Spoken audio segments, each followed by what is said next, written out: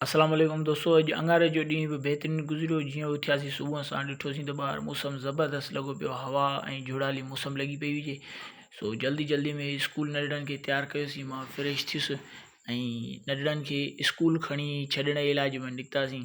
त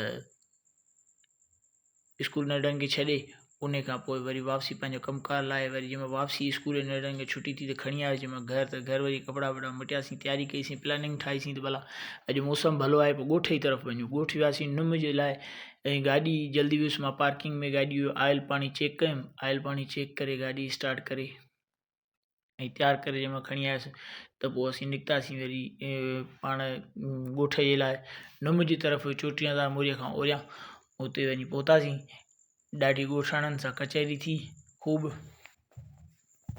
सफ़र दौरान वीडियो ठाहियोसीं जेको मौसम जो तव्हांखे ॾेखारियोसीं। ॿाहिरि हरियाली ख़ूबसूरती जेका सूंहं हुई उहा। उते कचहरी थी ॻोठाणनि वटि, वरी उन खां पोइ मानी खाधीसीं ऐं उतां वरी जंहिंमहिल निकितासीं उते ॻोठाणनि जे अॻियां वीडियो वग़ैरह कोन ठाहियोसीं, छो त उहे ॻोठाणा सादा माण्हू हुआ। वरी वापसी आयासीं दोस्तनि सां, वरी दादू रोड मोरो बाईपास ते वरी उते दोस्त खे छॾियोसीं कराची लाइ वेंदे स्टॉप ते। ऐं उन खां बाद में पोइ आख़िर में आयासीं शहबाज़ होटल ते। चांहि जो अधु कोप पीतोसीं। शहबाज़ तां उथियासीं होटल तां, कचहरी वचहरी करे दोस्तनि सां। पोइ सभु को पंहिंजे घर वियो। ख़ुदा हाफ़िज़।